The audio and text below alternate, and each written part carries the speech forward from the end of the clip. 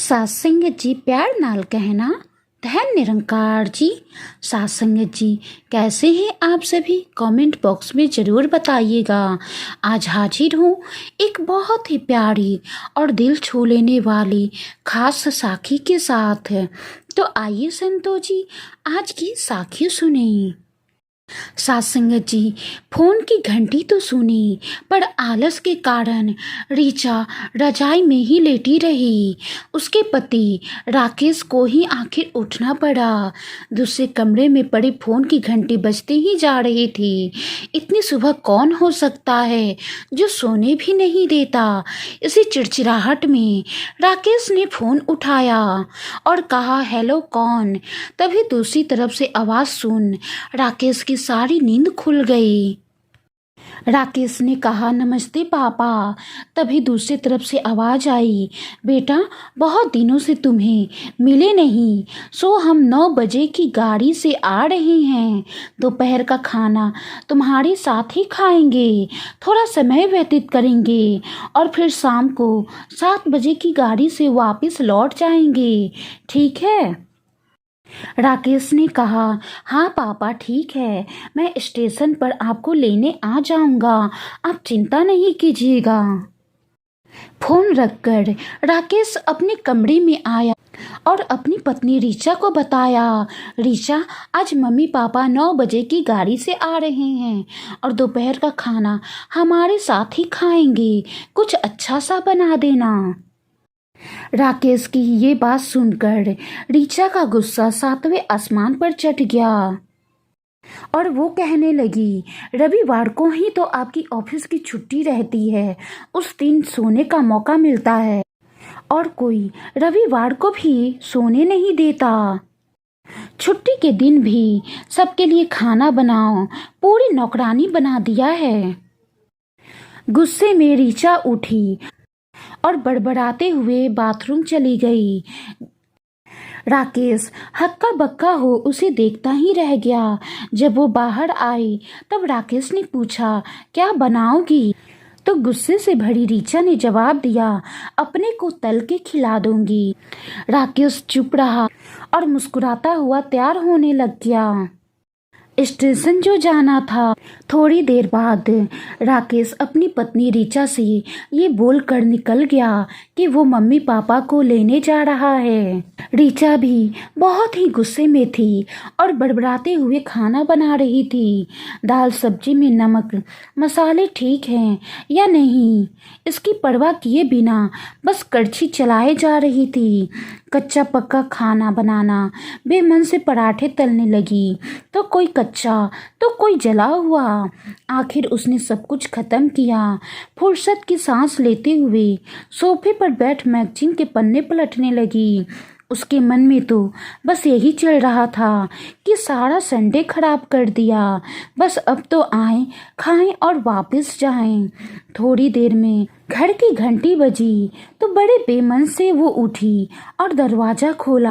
सास संगत जी दरवाज़ा खुलते ही ऋचा की आंखें हैरानी से फटी की फटी रह गई और मुंह से एक शब्द भी नहीं निकल सका। सामने राकेश के मम्मी पापा नहीं बल्कि उसके मम्मी पापा खड़े थे, जिन्हें लाने के लिए राकेश स्टेशन गया था। तब मम्मी ने आगे बढ़कर ऋचा को झिंझोड़ा और कहा, अरे क्या हुआ, इतनी हैरान परेशान क्यों लग रही हो? क्या राकेश ने बताया नहीं कि हम आ रहे हैं? जैसे मानो ऋचा की नींद टूटी हो। नहीं मम्मी, इन्होंने तो बताया था। वो सब छोड़ो मम्मी, आप अंदर तो आओ। राकेश तो अपनी मुस्कुराहट रोक नहीं पा रहा था। कुछ देर इधर उधर की बातें करने में बीत गया। थोड़ी देर बाद ऋचा के पापा ने कहा, अरे ऋचा बेटा, बातें ही करती रहोगी या कुछ खिलाओगी भी? ये सुनकर तो ऋचा को मानो सांप सूंघ गया हो। क्या करती बेटा? अपने हाथों से ही बनाए अधपके खाने और जले हुए खाने को परोसना पड़ा। सासंगत जी, मम्मी पापा खाना तो खा रहे थे, मगर उनकी आंखों में एक प्रश्न था जिसका वो जवाब ढूंढ रहे थे। आखिर इतना स्वादिष्ट खाना बनाने वाली उनकी बेटी आज उन्हें कैसा खाना खिला रही है। ऋचा तो बस मुंह नीचे किए बैठी खाना खा रही थी। मम्मी पापा से आंख मिलाने की उसकी हिम्मत भी नहीं हो पा रही थी। खाना खत्म कर सब ड्राइंग रूम में आ बैठे। राकेश ने कहा कि मुझे कुछ काम है, मैं थोड़ी देर में आता हूँ। इतना कहकर वहाँ से बाहर निकल गया। राकेश के जाते ही ऋचा की माँ ने ऋचा से बोला, ऋचा बेटा, क्या राकेश ने तुम्हें बताया नहीं था कि हम आ रहे हैं? तो अचानक ऋचा के मुंह से निकल गया। उसने सिर्फ ये कहा था कि मम्मी पापा लंच पर आ रहे हैं। मैं समझी उसके मम्मी पापा आ रहे हैं। फिर क्या था? ऋचा की मम्मी को समझते देर नहीं लगी कि ये मामला क्या है। बहुत दुखी मन से उन्होंने ऋचा को समझाया, बेटी, हम हो या उसके मम्मी पापा, तुम्हें तो बराबर का सम्मान करना चाहिए। तुम अपने मम्मी पापा का सम्मान तो बहुत करती हो, लेकिन अपने पति राकेश के मम्मी पापा का सम्मान नहीं करती। अगर तुम्हारा पति भी जिस तरह तुम करती हो, ठीक उसी प्रकार तुम्हारा पति राकेश भी करे, अपने मम्मी पापा का सम्मान, और तुम्हारे मम्मी पापा का सम्मान ना करे, तो तुम्हें कैसा लगेगा? बेटा, कोई भी घर आए तो खुशी खुशी अपनी हैसियत के मुताबिक उनकी सेवा करो। बेटी, जितना किसी को सम्मान दोगी उतना तुम्हें ही प्यार और इज्जत मिलेगा।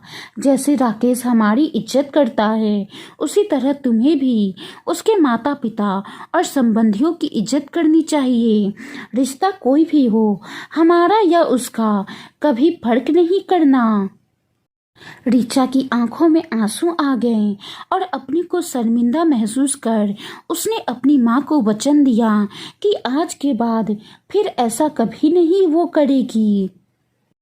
साथ संगत जी, आज की यही सच्चाई है। निश्चित ही हमें विचार करना पड़ेगा कि क्या ये ठीक है। क्या आज भी 8 से 10 घरों में ऐसा होता है?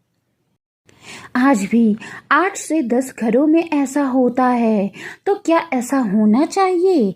हम ही अपने बड़े बुजुर्गों, माता पिता का सम्मान नहीं करेंगे तो हमारा सम्मान कौन करेगा? हम और आप भी तो एक दिन बूढ़े होंगे। तब अगर यही काम हमारे बच्चे हमारे साथ करेंगे तो क्या हमें अच्छा लगेगा? क्योंकि बच्चों पर संस्कारों का बहुत ही फर्क पड़ता है, और बच्चों को संस्कार सबसे पहले उन्हें अपने घर से ही मिलता है। बच्चे अपने माता पिता को जो करते हुए देखेंगे वही सीखेंगे। अगर बच्चे अपने माता पिता को किसी का सम्मान करते हुए देखेंगे, किसी का आदर करते हुए देखेंगे, तो बच्चे भी सम्मान और आदर करना ही सीखेंगे। साथ संगत जी, प्यार करेंगे तो प्यार मिलेगा, सम्मान देंगे तो सम्मान मिलेगा। जैसा बोएंगे वैसा फल मिलेगा। साथ संगत जी, आज की साखी के बारे में आपकी क्या राय है? क्या ऋचा ने सही किया? अपनों के बीच में अपने और परायों में फर्क करके कमेंट बॉक्स में ज़रूर बताइएगा। और वाणी में कोई गलती हो गई हो तो बख्श लेना जी। साखी को लाइक करें, ज़्यादा से ज़्यादा शेयर जरूर करें। और अभी तक आपने अगर हमारे चैनल को सब्सक्राइब नहीं किया है तो चैनल को सब्सक्राइब कर। साथ संगत जी, प्यार नाल कहना, धन निरंकार जी।